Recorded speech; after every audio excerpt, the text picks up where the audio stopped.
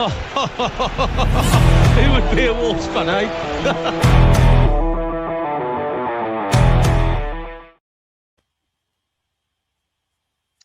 Hello, good evening, good afternoon, good morning, whenever you're listening to the Wolves Fancast. I'm hosting tonight. I have that wonderful honour. My name's Ed. Tonight we've got Stu, Gav, and Dave with me. We're going to talk about the unfortunate loss. Chalk another one up. We lost again to Bournemouth at home. As ever, the Wolves Fancast is brought to you in association with the Sports Social Podcast Network, FCquiz.app, and the Boston Coffee and Vending Company. Stu, I'll start with you as the veteran in the room, the fancasting that's been here a lot longer than all of us. How are you doing, mate? How are things? Well, you know that I'm not very well. That's why you. That's why I asked. Yeah, you throw me under the bus. Why not? I was thinking that I'm probably older than you as well, so every kind of veteran tag can be thrown at me. I think only just, mate, with me. I think the other two, I think, are a lot younger than both of us. So, just bring it on. Why not? Throw the targets. Yeah, it was just one of them days. What it again yesterday. So there's only so many times you can be whipped and not enjoy it anymore. And yesterday was just, well, it is what it is. We'll get into it, but yeah, it's like past caring. Like it doesn't even affect me anymore. Like I got back and I just watched more. I mean, normally when Wolves lose, it pissed me off. I wouldn't watch football all weekend, but it was like straight back on the horse. I was on back home for R5 because everyone had gone. And there was no traffic. Watched 2 more games. Went to bed. Watched match today. Watched 3 games today. It is what it is. It's like the holding pattern until next season now. It's like a whole 4 months of friendlies, and I hate friendlies. So it's like, what do you do? It's like, well, it's just something to watch. You've already paid for it, other than when you're putting for Grimsby. That's another story next in a few weeks' time. But yeah, it is what it is. Yeah, Dave, I think you put in the group yesterday that this is the Wolves are the reason you smoke. I believe that was you, wasn't it? Yeah. How your thoughts? We'll obviously break the game down, but just thoughts after the game. Where we're obviously talking about another loss here, but yeah, what's your thoughts on? It's a chore to turn up. I'm counting down how many home games we've got left, because then I know we've got 750 quid to not come out of a bank next season. So I know we've got 7 left. Yeah, I must admit, when someone put in the wonderful group chat that what the January direct debit wasn't our last one, and I'd miscalculated. I was like, I've got another one to pay. It's starting to take the mick. But yeah. Gav, we'll crack into the actual game. For those watching, I've put on the screen the starting 11 that played it that Rob picked to play against Bournemouth. Yeah. I guess the biggest exciting change that potentially was there was what we've highlighted here in the slides, which is Rodrigo Rodders playing right wing back. But the thoughts on the team when it was announced at sort of 2:15-ish? Yeah, I think, to be honest, the right back situation was probably the one that I was probably going to look for first, to be fair, because I've had enough of Chichua. I've given up. I've lost all hope on him, to be honest. So, I mean, as soon as, Rodrigo Gomez came on against Shrewsbury, he did enough in that 10 minutes for me to be like, yeah, he needs to start. And he didn't even do much. He just went forward and he was positive and he didn't mind getting on the ball. And for that was enough. So as soon as I saw that, I was like, yep, happy with that. Everyone else kind of picked themselves. I did forget that Krejci was injured, to be honest. So it was a bit of a surprise to see Agba doing. But other than that, to be honest, the team kind of picks itself, doesn't it, these days? Yeah, and I guess, Dave, on that, I must admit, although it was mentioned on our preview show on Friday, I'd completely forgotten that Krejci was a doubt. But what's your thoughts on sort of Agbadou coming back in? Of course, we've had the Besiktas rumours circling, but also him playing left centre back has not always worked. What were your thoughts on Agba coming in and maybe him this season? I'm amazed he's playing, to be honest, because I thought he wanted to leave. So as soon as I'm sure there's reports saying he never wanted to play for the club again. As soon as something like that comes out, I don't think they should be playing in the team at all. But he had that period. He had like a Wang period where he had like a good spell for a month. Start of the season, he was shit. Probably November, December, he turned out all right, and he went to the AFCON. So he fairly lost his place. But if he doesn't want to be here, I don't know why he's playing. Yeah. It was interesting to see him play. Stu, do you think with sort of those rumours and everything Dave's just touched on, was it the right decision, do you think, or do you think someone like Doherty just coming in and being a steady Eddie would have been a better choice? Yeah, I mean, for me, it's always that way of doing things. That, like we had it with going back to Bakary Sakho years ago when he had his head turned when he nearly went to Forest and he removed himself from selection and you kind of respect that. You think, okay, fine, your head's not in the right place. Take yourself away. He came back, but when he came back in the side, he performed, so there was no issue. But when you've got things like this, and you've got Timo Haaland pissing about again and he's benched and then comes on and does fuck all, but we'll get to that later. I don't understand playing players like that when the head's not in it, the heart's not in it. You saw him in the warm up laughing and well, obviously I didn't because I was there, but watching match of the day in the warm up and the handshakes, he was laughing and joking again, and you think, well, come on, switch on. And we know that he's had trouble in pre-season by not being the most serious of people, and all the reports from the Espresso Star and Jude got in trouble for slagging him off and all the others. But you start the season like the lads have said, and he doesn't start the season well. He's dropped because his head's not in the right place. Then he comes back, swanning back in because of one position availability, and you think, okay, let's show us something then. And he really didn't. I know he didn't really do much wrong other than get outpaced and then just let people past him. But if you're going to be in that situation, I'd rather have played Doherty because at least the guy cares. Yeah, I agree. Gav, did you want to jump in on that? Yeah, I think Doc, to be honest, at right centre back, I haven't had no issues with him. I know people tend to say he's a bit slow. Obviously, 1v1, he's a bit vulnerable. But to be honest, he wins everything in the air. He's so good in the air. It's ridiculous. It's deceiving, really, how good he is in the air. Like he'll beat Peter Crouch to a header. He would. I don't know how, but he would. So yeah, I'd have to agree. I wouldn't mind putting Doc in, and he's pretty good with the ball at his feet as well. But yeah, Agbadou, it's one of those. I mean, Rob Edwards came out and said, that the whole he doesn't want to play for the club situation is not true. But he's been playing all season like he's been wanting to move, hasn't he? I guess. Yeah. Yeah, definitely. I think the problem we have at the minute is that back three with Krejci sort of was picking itself, wasn't it? And I think we are seeing the massive gulf that there is in quality with what's on the bench, not just with sort of how good they are, but also how committed to the club they are. And I agree with what all of you said in terms of I was very surprised to see Agbadou play, not just because I'd forgotten about Krejci's injury, but I also thought playing players that where I think Stu, you said their head's not in it, very rarely ever comes off well, does it? But the game, correct me if I'm wrong, lads, but it felt like for the first sort of 20 minutes or so, we were relatively dominant without really creating much. Of course, we had the offside goal that caught me by off guard. I really thought we'd scored, but with an awful cross-come shot from Rodrigo Gomez that Mane popped in. And then it felt like we were the masters of our own demise with the first goal, Stu. We've got on screen for those watching, we've got sort of it's a lovely hit from Junior Krupi. But what were your thoughts on that goal, Stu? It felt like we caused it ourselves, really. Well, Favela Carl Henry caused it, didn't he? I think it was Luke called him.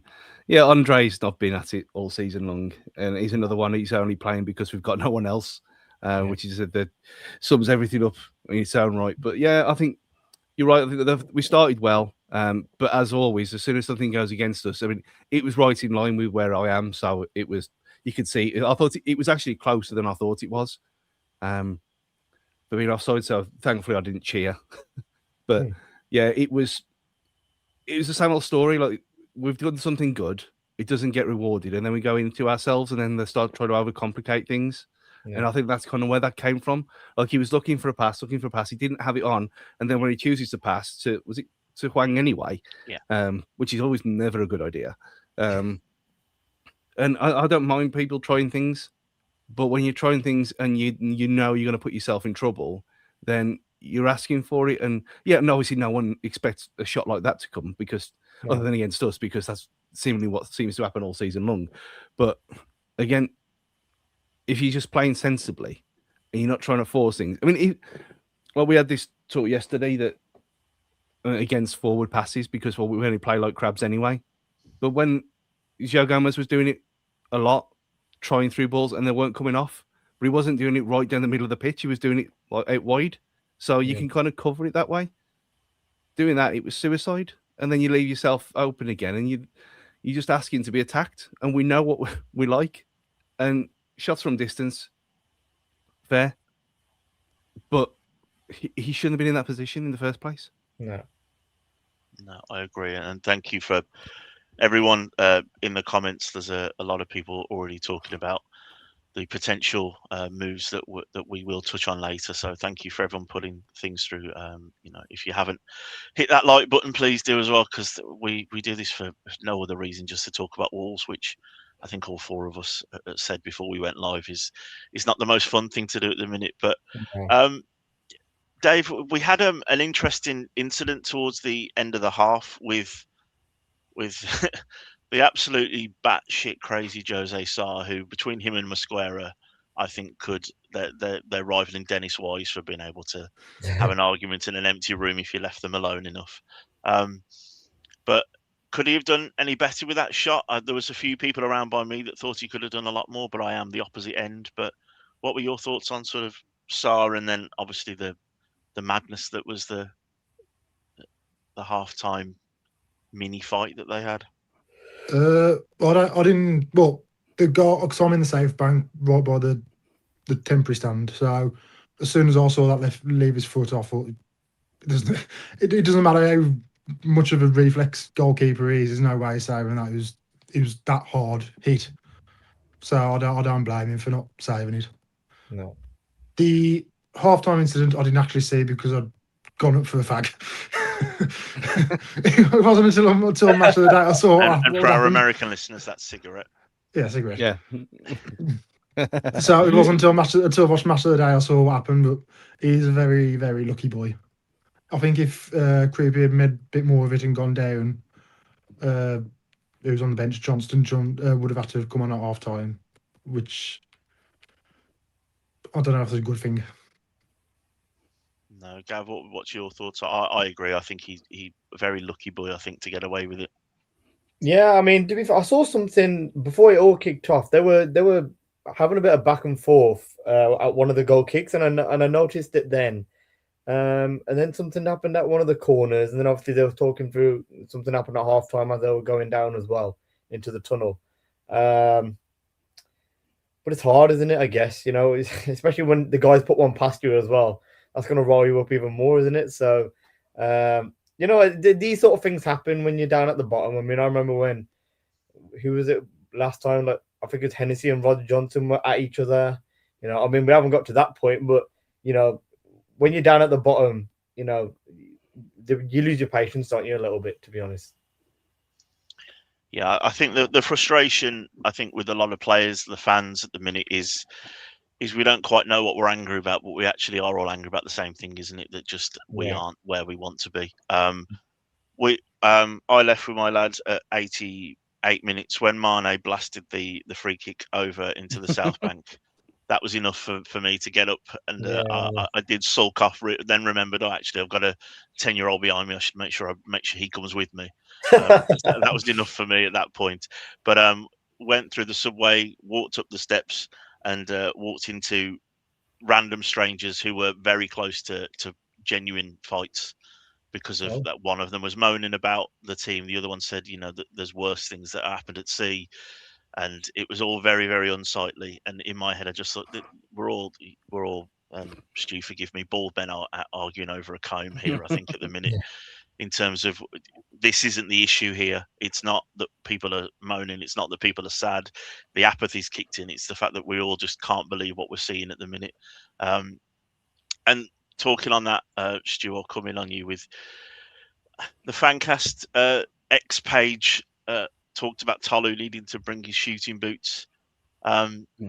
We had some chances yesterday. That's I think the thing that's maybe disappointing all of us is the fact that we didn't necessarily. I mean, there was a lot more we could do better, and we'll talk about it. But we had a few good chances, and they did seem to land to Tolu on his left foot, and he didn't make the most of them, did he, Stu? No, and that's one thing I'll never criticize a striker for. If they have constantly having a go, even when things are not coming off from it, when they're still trying and they're still having a go, and not going hiding, not going running channels, not pretending to look like you're doing something like certain other players have this season for us. I'm not going to criticize them for what really the one from that image, which is the one where he blazed over the bar, was a bad miss. The one where he's hit it from the brilliant Hugo Bueno cross, by the way, that could quite easily have gone through the keeper's legs. Any other team, if that was against us, it would have gone through Sarr's legs, guaranteed, because that's just what happens. There's no real issue with that one. But I like Tolu. There's something about him. I think he's the kind of guy who, if he stays here next season, he's going to get at least 20 in the championship, because he doesn't stop. And you look at he had that many chances in a Premier League game for one of the worst teams of all time, and he still carried on and he didn't hide. So you got to respect it from that point of view. Yeah, you can't respect the chances and he's finishing because it was abysmal on two of them. But like I said, the one for the keeper, it's more as much as the keeper standing tall and keeping his legs shut, or the anti-Bonnie Blue. So you've got to give some credit there. But it sums everything up, really. But you put it the other way around. Would Strand Larsen have got in that position this season? Strand Larsen get in that position for the Hugo Bueno one? Probably not. For the one the turn that he blazed over, probably not. And yet the one that he did when he was in that position, and he nearly hit the corner flag instead when he came on. Waste of time. Yep. So I'd rather have someone like Tolu missing chances and at least caring and getting stuck in and having a go, rather than some big-headed chances who potentially and actually have more talent. Yeah, I agree. And that is the elephant in the room, I think, lads, that we have got the, we might as well talk about it and then we'll come back to it, but we do have the apparent impending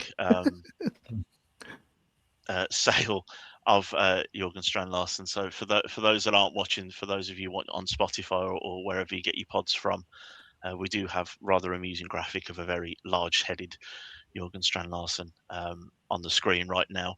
But it looks as though, Gav, that David Ornstein, and although Fabrizio is very much known for his here we goes, he often gets them wrong, apparently, with Crystal Palace. So David Ornstein has reported that Wolves have accepted a bid from Crystal Palace for JSL for around 43 million, with £5 million in add-ons.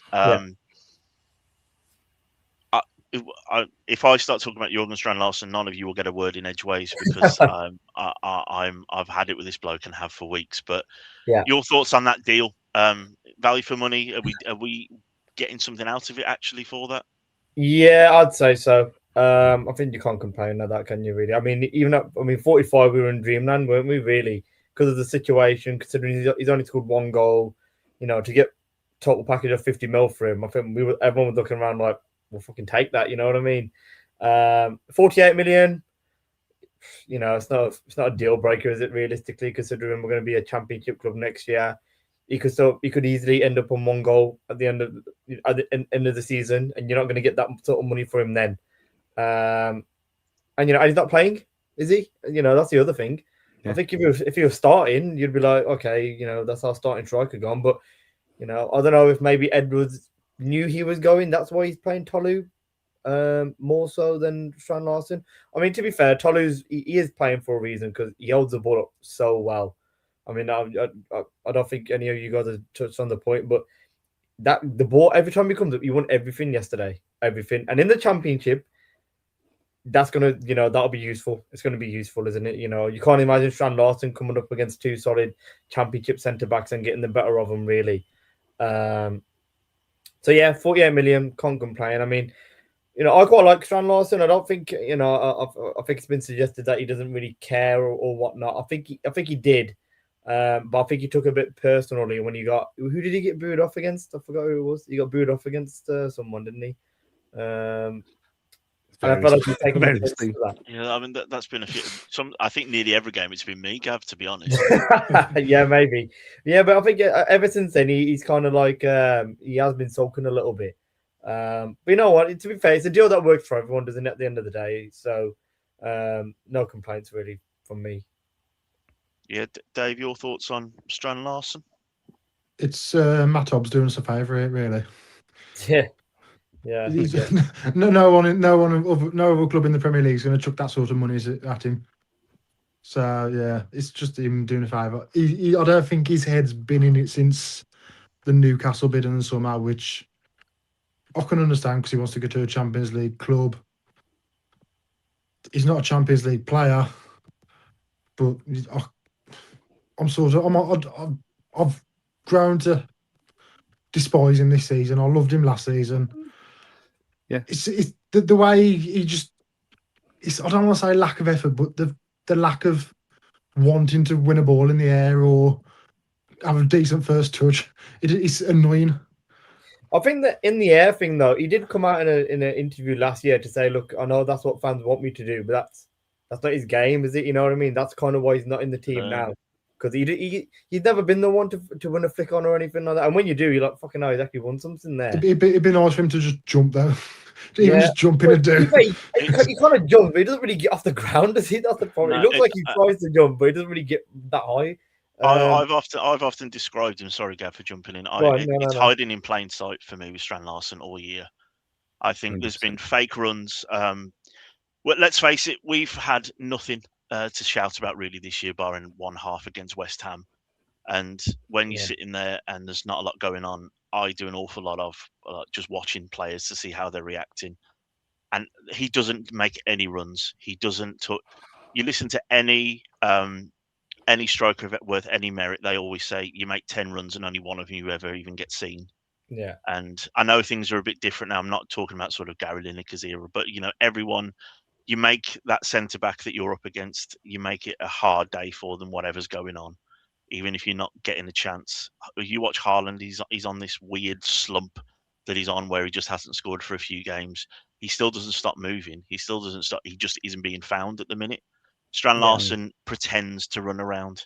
I'm sure his stats will be perfect, but all he does is run in a 10-yard circle. He doesn't do anything of any interest. He's not interested in playing for Wolverhampton Wanderers. And I do think, and I'd completely forgotten about the Matt Hobbs thing that Dave's just brought up. It does feel like we've been given a bit of a lifeline by our former employee. And even sort of fans of other clubs, I've got a couple of random Palace people that know me that have messaged me asking about what he's like, and I've given an honest appraisal of he can finish, but he needs to be set up. He doesn't do it himself. But when you listen to massive media outlets like the Football Ramble giving you very generic, he's 6'4", so therefore he must be good in the air, he can hold it all up. He isn't known, and there's a reason he's not known. Is because it's been a very small splash in the Premier League pool, and I can't wait to get rid of him. Watching him warm up like I've been doing the last few weeks, he has no interest. He can't even stretch properly at the minute. He's not interested. Genuinely, he's not interested in being there. He only came out when David Moller-Wolf did yesterday because he just wanted to talk to his mate, Norwegian friends. You know what I mean? It just was. He is not interested in being at Wolverhampton Wanderers anymore. But the whole, you made the point about him not making the runs. Is that just because he doesn't want to? Because he does like press the keeper. He will chase down the keeper. So it's not like he's not willing to run. And does he? Or does he make an effort to?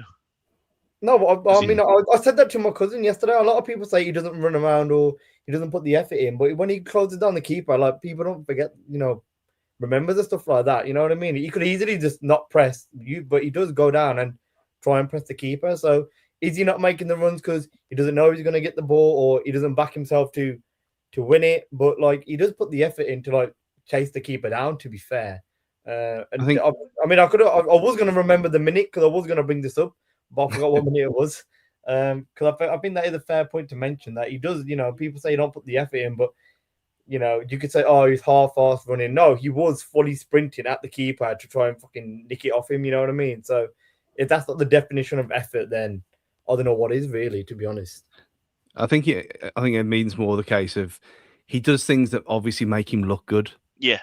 And doing that is one of them things. But that we've had Is that strikers in the effort, past. though? You're still going to put effort to do that. Yeah, though? yeah, You yeah. can easily stand there and do nothing. You know what I mean? And then it's obvious. Oh yeah, he's. Let's put it right. He's not standing there like Cunha did last year and actively throwing his toys out the pram. Yeah, but that's He's not doing that.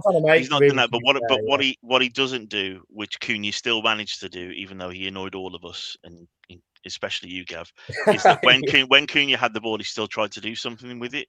Whereas I think with Larsen, he obviously they're very different footballers, but Yeah. he doesn't.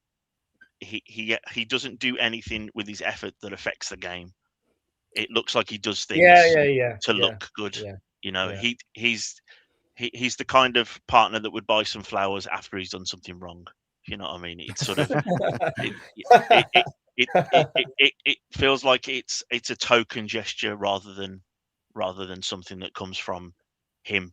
And I get it with if with whatever I do for my job, if someone offered me an awful lot more money in a much better situation, it would change you and your output. It would, but football doesn't work like normal jobs. This means more to us than it should do because it's just 11 blokes kicking a bag of air around, and I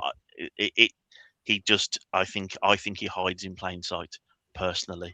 But it does take me on nicely, and I'm going to tee you up, Stu, because I felt like the best player on the pitch last night was the guy who scored the second goal that I missed in my sulk leaving early.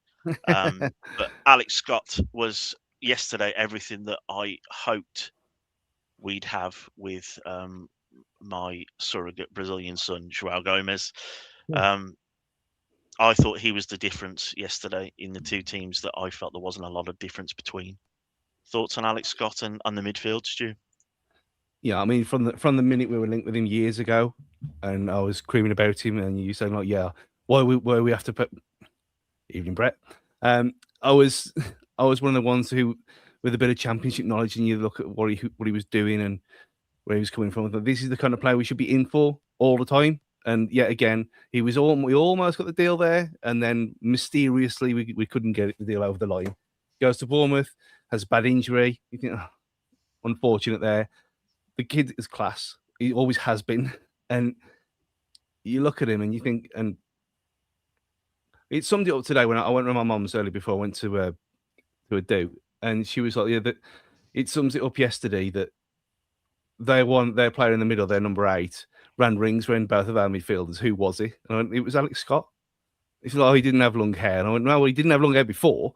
But that's the point that she didn't know who he, obviously sitting on the back row of the Steve Bull. She's going to be looking down the team lineups of the Bournemouth squad. Yeah. And she's picking him out, not knowing who he is. And then they do a whole highlight section on Match of the Day about how good he was. And yeah, he's an all-round midfielder, what that we don't have. And yet he'll get stuck in. Yet he'll play the pass. Yet he'll get into goal-scoring positions. And yet he'll have a go. And again, if he does something wrong, he'll try and make up for it straight away. Not like our two sulkers who are... I mean, Andre... fuck Andre off. I said this in August. And he's got no better whatsoever. Joe Gomez, I feel sorry for him in a way because he's kind of been dragged down to our level. And for all the things about the free Joe Gomez and him coming here and what we've turned into as a club since he came, again, it's not his fault, and fair respect for what he does with the community and all the rest of it. But you can't have them both, but we've got no choice because we have no one else. And to be clowned and humiliated like they were yesterday by someone who's not even in the England setup yet, but will be one day. I thought, yeah, well, there you go. We've got talent ID in this club somewhere. But the fact that we constantly go back to the Mendes teat and signing silly bastards when we give the keys to people who don't know what they're doing, what's the point in people who actually scout decent players? And you look at half of them, like Ryan, who came on for them. Well, who's that? Other than Dean, no one knows who that is. And he looked great straight away. You think, yeah, we spent 10 million on Chachua, 10 million on Moller Wolf. Well, he's the fastest player in Serie A. You don't forget, Stu. Exactly. Like we've signing players through Football Manager algorithms. Yeah. And whereas other clubs, all beginning with B, coincidentally, do things properly. It's just it's so annoying, and that showed it up more than anything else yesterday. Yeah. Dave, your thoughts on? I guess our midfield too. I think Stu is the oracle really on Alex Scott, and he did call that very, very early on. But what your thoughts on our midfield too yesterday? Where do you start? Sideways, probably. I am starting to go into the Defoe logic of Andre as a luxury player. Yeah. I never used to be. I was always Andre's got to play every week with Joe. I actually think when he was at the team and Arias was in midfield, we looked more dynamic, more front-footed. Yeah. I don't know why he's got dropped, because I think he was actually playing well at that point. I think one of them needs to go just for the betterment of their career, basically. Well, they're both going to go, aren't they? Probably. One needs to get out, basically. Yeah. Because I can't see any of those two boys sticking around next year. I mean, I'd love for Gomez to stay, but I feel like we're holding him back. I think if to be honest, if he went to United with João Gomez, he'd smash it there, in my opinion. Mm-hmm. With Bruno, Bruno would play further forward. He'd take Casemiro's role. They'd love him as well. He'd be bang on. And I think what Stu said, I think we've kind of dragged him down, haven't we? To our level. Andre, I mean, he came with a lot of hype, and I do see a little bit because he is a good ball winner. You know what I mean? But on the ball, nothing progressive about those two whatsoever. Is there? At least with João, he's a decent ball carrier in tight spaces. But they're just not progressive enough, are they? And that's, to be fair, we've said that for 2 years now. I mean, I'll be honest, we've said that since kind of the Nuno days that we needed something a bit more progressive. Because even Neves and Matinho at times, okay, they weren't as sideways as these guys, but because we were always playing out wide with the wing backs.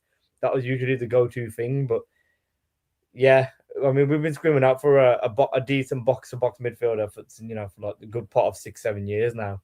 And funnily enough, the one that we did have is fucking a world beater at PSG. So, yeah, it's just our luck really. But yeah, nothing more to say other than can't see them at the World Cup. That's what I'm going to say. No, I think that's an interesting point. Sorry, Dave, carry on. I was just going to say, if you look at all the ones we've been linked with over the years, that even Nuno turned down, the likes of Tillemans. I mean, we got linked with Bellingham at one point when he was still at Brum. I mean, it's stupid the amount of players we've turned down that and box-to-box dynamic players.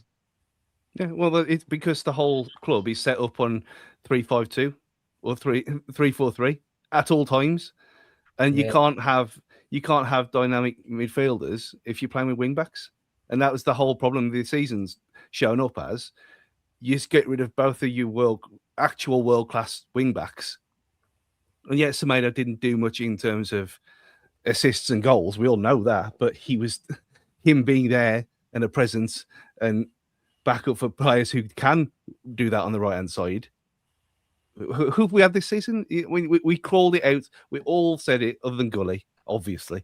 We all called it in the summer that if you're getting rid of your wing backs, you're going to play this system again, you need to replace them with actual quality. And we went for Lidl bargain basement, and it didn't work. And so then you go fifth choice players in, which then puts pressure on your midfielders, asking them to do jobs that they're never designed to do or never bought in to do. And it shows them up for being worse than they probably actually are. It's the whole thing is fucked. Yeah. And that is the analysis that you all tune in for. But no, it is, and it's something I wanted to bring up that's still in the comments as mentioned, is the fact that I do think Joao and Andre, the comment is that Joao Gomez and Andre were fine together when we didn't need them to advance the ball. Yeah. I think a lot of the problem stems from, and like I've said, Joao Gomez, go to tmeal.com/Wolves Fancast and buy your merch there. But my 2 Wolves Fancast shirts are both about Joao Gomez because I love the kid. I love how much he cares. I love the story that he's got behind him. But the problem I think we have is that we still, and we are so many years into talking about it, we still have too many square pegs in round holes. I want to touch on Hwang Hee-chan. Yesterday, there was ironic cheers when he went off, and regular listeners to the Fancast and fellow Fancastians know that I am no fan of Hwang Hee-chan. But yesterday, I felt like, although he was potentially at mistake for the first goal, he was one of the 2 players culpable. His effort is there, and I didn't think he deserved to be jeered off yesterday. He's been asked to play in a position that isn't his, and he still is trying to play in that position. And that leads me on to a question that I have, and I'll put it to you first, Dave, is that I thought the biggest takeaway for me from yesterday's game is we know all of these players are transient. We know these are going, but we learnt from Little Dan on Friday and their brilliant breakdown of the meeting with the powers that be at Wolverhampton Wanderers, the club that we all love, is that Rob Edwards, basically, along with Nathan Shee, seems to have this 18-month window to get things right. And I felt that yesterday, Rob, as gorgeous as ever, was second best in absolutely everything yesterday. And that, for me, is the biggest takeaway, is that I have real reservations on his ability to manage a game and to change a game.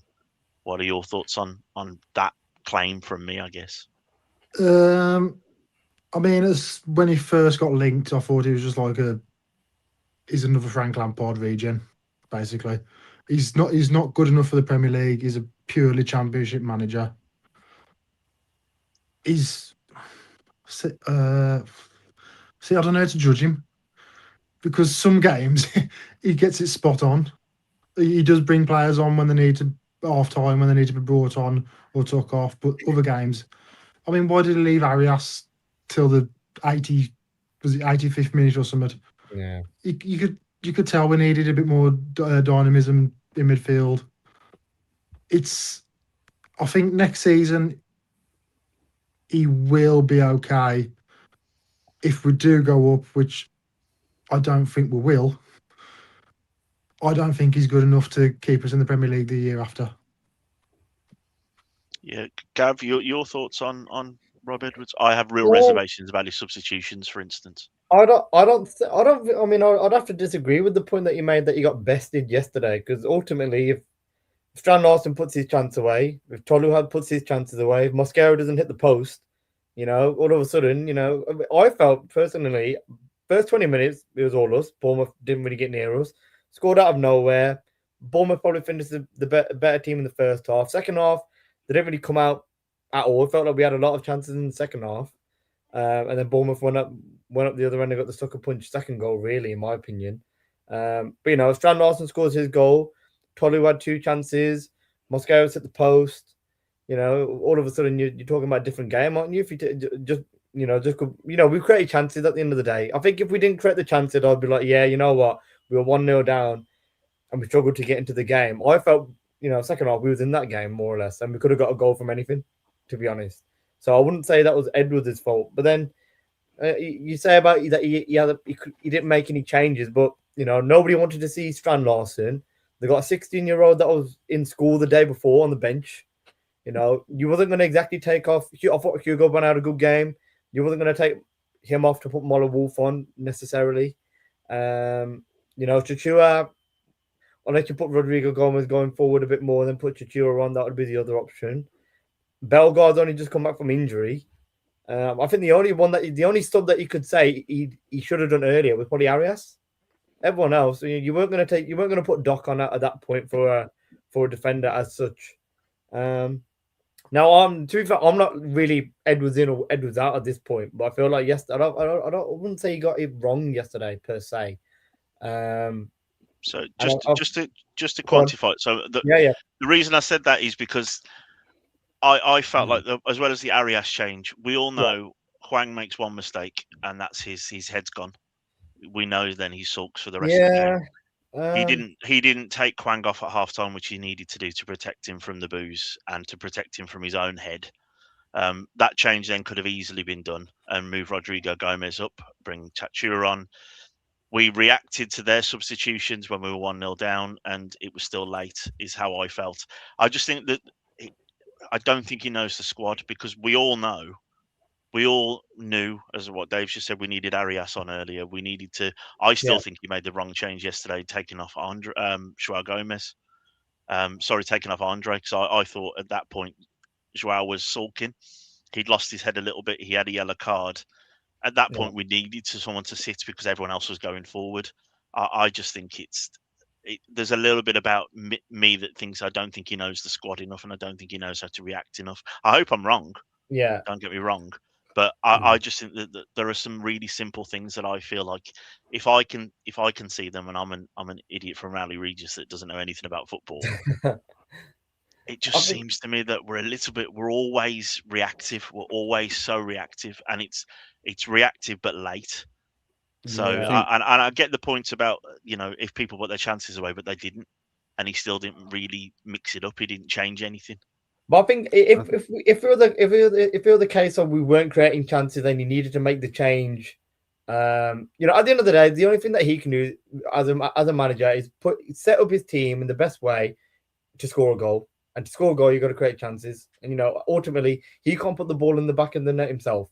So the only thing he can do is structure the team and organize the team to be able to generate any sort of chances, really.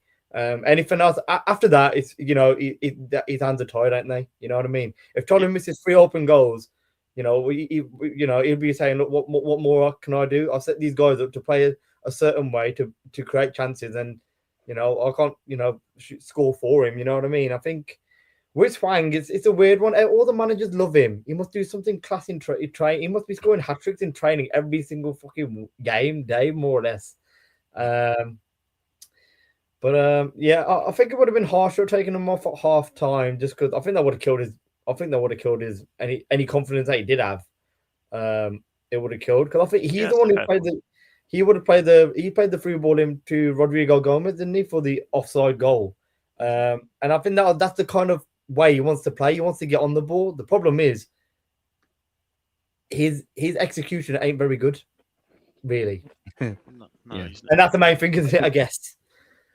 I think I'm very much with Gav on it, because I'm completely for once. Completely behind Rob Edwards. I think you look at in the games where we've looked good, and again, like misses aside yesterday, I thought we were okay.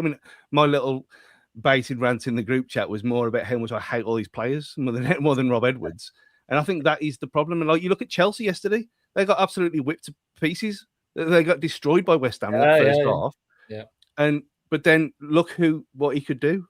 Like Rossini brought 3 world-class players on at half time. Yeah. We haven't even got 1 world-class player to start, let alone to bring on. So I think, and he did that against Nuno. Nuno had his 60-minute meltdown, and then Chelsea won. We don't have that luxury. And I think until we do, and until he's got a group of players who are his own. Yeah.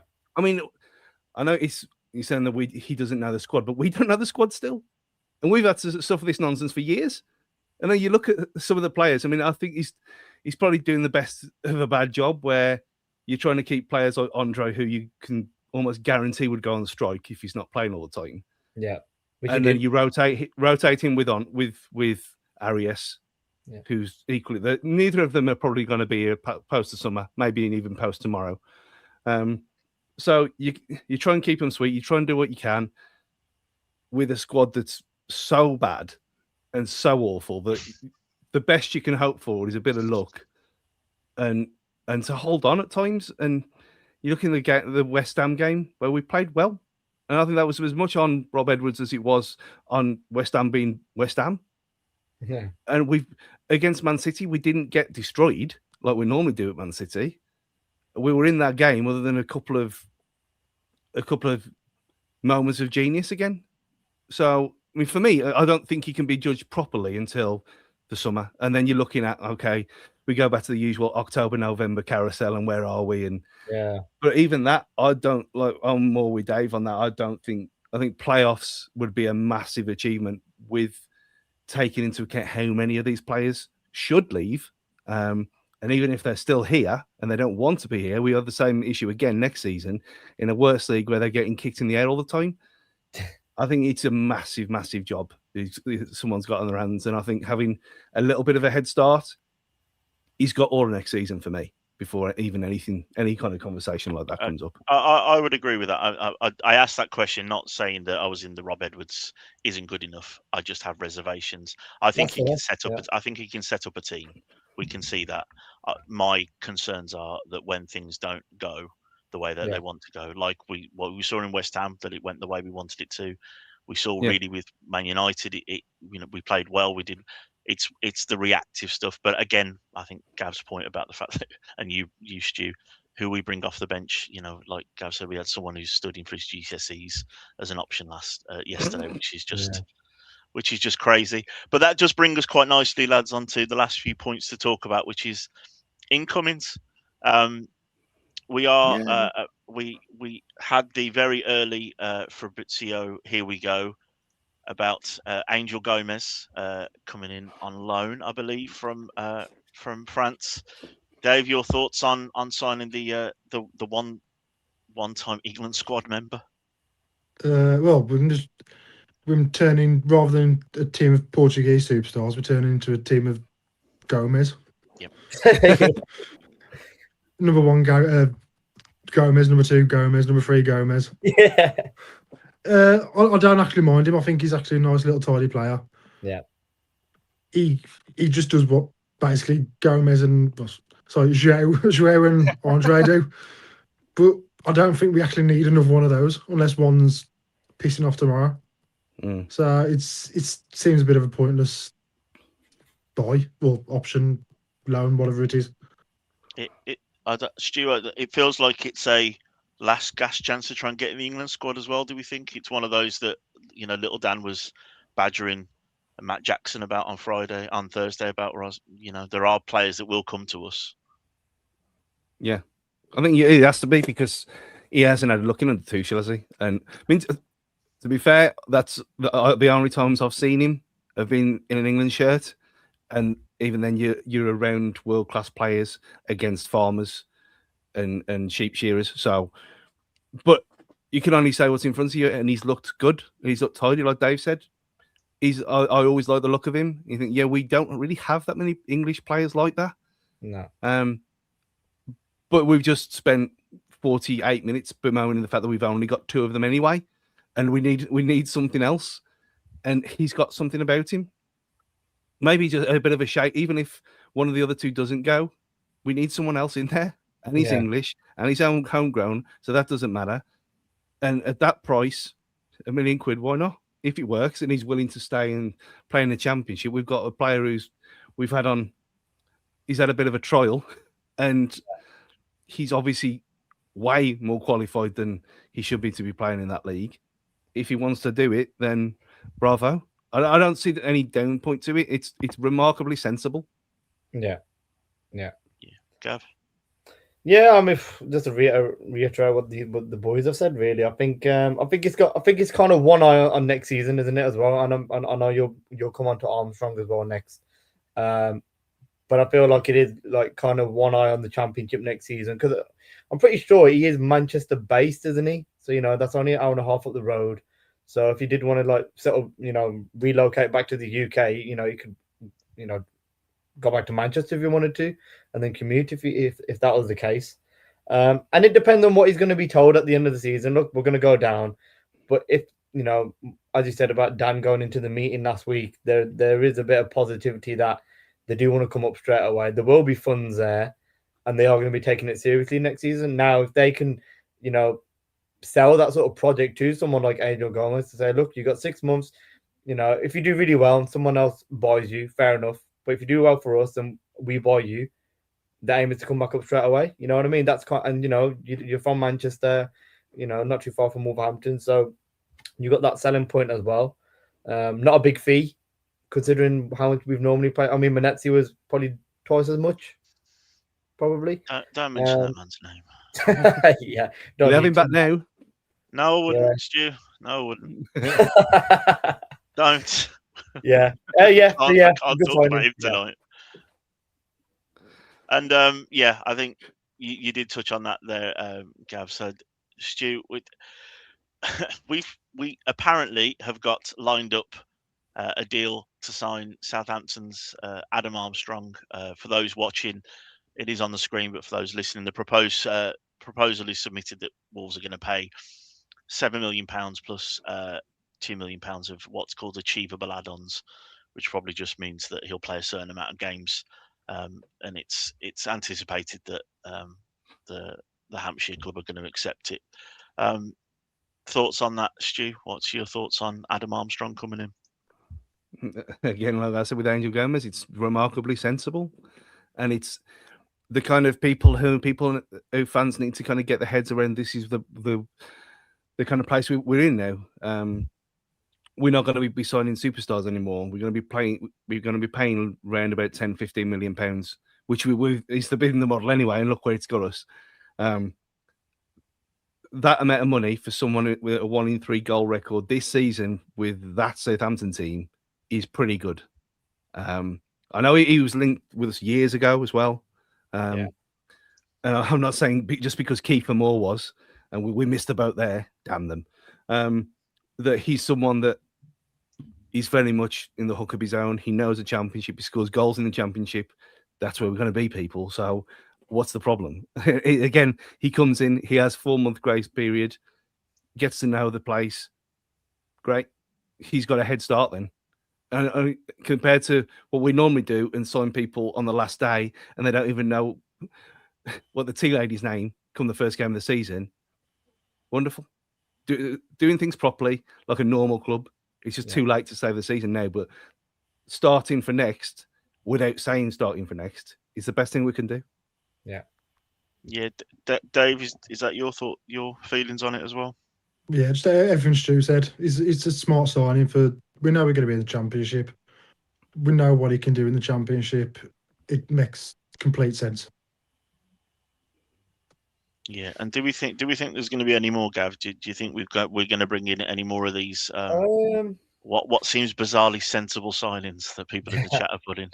Yeah, I mean it makes sense, doesn't it? I mean his goal record. I think someone put it in the chat the other day in the group chat. I think he scored like 50 goals in 78 games in the championship, something crazy like that. So, that's the sort of player that we need next season. You don't want another foreign player that's never played in the championship and then you're relying on them to score goals. At least with him, he's going to go in there. As long as we give him decent service, he's going to score at that level. So, no, good signing overall. Can't really complain. And I think he could help us now, to be honest, because he's a little bit different to Strand Larsen and Tolu as well, isn't he? Being a vertically challenged compared to the other two. Let's get the big man, little man up front. Why not? 4-4-2. Yeah. Get it in the mixer. The real way. My only real point, I think, to bring up on the Adam Armstrong thing is, Stu, we obviously heard a really in-depth and great breakdown from Little Dan and the lads on Friday about the meeting. And one of the things that kept coming through is that they were looking to sign players with proven Premier League track record. Both of these signings don't actually show that. No. In terms of Premier League, wherewithal. Is that sort of just an interpretation on what they said, or is it sort of they said one thing but doing another? And I'm not trying to underplay what's been said. I think Nathan Shee's been in the job for 6 weeks, so I don't think we can ask too much of him right now. But there does seem to be a little bit of a diaspora between the what they've said and then the first two signings we're getting. One of them's played 5 games for Manchester United and the rest elsewhere, and the other one's had a couple of fits and starts for Newcastle and Southampton in the Premier League. Yeah, I was just looking at his things for his games for Southampton, like 20 appearances, 2 goals last season. The year before, 30 appearances, 2 goals, 23, 2 goals. So he's played in the Premier League, so he ticks the box. Just to, for argument's sake. Yep. I think they know what they were saying in that meeting. They're not going to come out and say, "Oh yeah, we know we're shit now," even though everyone knows it. It's a very much of a political answer to the question, isn't it? And yeah, Angel Gomez, like you said, has played in the Premier League or has English football experience in the Carabao or wherever. I wouldn't read too much into. I mean, I'm surprised they even said anything about recruitment whatsoever. Anyway, so fair play for him to being there and talking to everyone. And look, with the Faust and stuff, I think what Dan said, it's very much a wait and see. Now we got what we wanted. Jeff's gone. Now we just have to see and like reiterate what Dan said and the guy said on Friday, that the protests do not stop if things don't go like the way they've said and they've promised to people in that meeting. What Nathan Shee said himself, what they said to the trust. If this is all bollocks again and we come to September and we've signed 4 people, then it's all going to kick off again, and rightfully so. But honestly, for me, I don't think so. I believe what he says. I mean, it might be me being stupid, but I've always had the kind of thing that it's all down to Jeff from the Bloomberg things in the past where Chairman Guo's been on there saying that he's asked if Wolves want money and Jeff said, no, we want to do it our way. Like, okay, well, if it was in his charge and it was his decision and not a Fosun decision, then we'll see. But if they said one thing and it's technically true, then I don't see really much into it, really, for me. And I think Adam Armstrong is... People are not going to like it because they're not used to it yet. And I hope that they give him a chance and not judge him because he's not Raul Jimenez, which is the obvious thing that's going to happen from certain people who look a lot like me, to be fair. But let's be real. But yeah, I think we know what we are. It's the right thing to do, and it was the right thing to say. And I will say though, if they are being really clever, and we have got all this money from Strand Larsen, somehow getting that much money from Strand Larsen, if we could somehow get a keeper in as well for next season, someone like, I'll put it out there now. When I've mentioned it before in the group chat, maybe on here, Sam Tickle at Wigan, England under 21 keeper, 7-8 million quid. Sheffield United sniffing around him at the minute. Get someone in like that, a bit of backup experience for 4 months under Sarr, starts as number 1 next season. That's the kind of thing you need to be doing. Yeah. And it'd be clever and sensible, and we've got the money to do it now. There's no PSR nonsense. Get it out of the way before it is a concern and they use it as an excuse. Do something like that. Yeah. Well, I think... just, I was going to say, if you want a keeper, a decent keeper now, and they're not going to go up from the Championship, Michael Cooper from Sheffield United. Yeah. Yeah, they're all out. There's a lot out there. Yeah. Yeah, I think it's a really good place to end there, lads. Is a bit of tickle on a Sunday night. So we'll beast. We want to say thank you to everyone that's been in the chat. Thank you for everyone that's joined in. Sorry I couldn't get all your comments up, but it's always appreciated. Dave, Stu, Gav, thanks very much for your time and effort to join and talk about the wonderful club that is Wolverhampton Wanderers. We will be back next week. We've got Chelsea at home next week, so we've got a double home game week. So that to look forward to. But yeah, thanks very much for all your time, everyone, and thanks for tuning in to the Wolves Fancast. And as always, up the Wolves.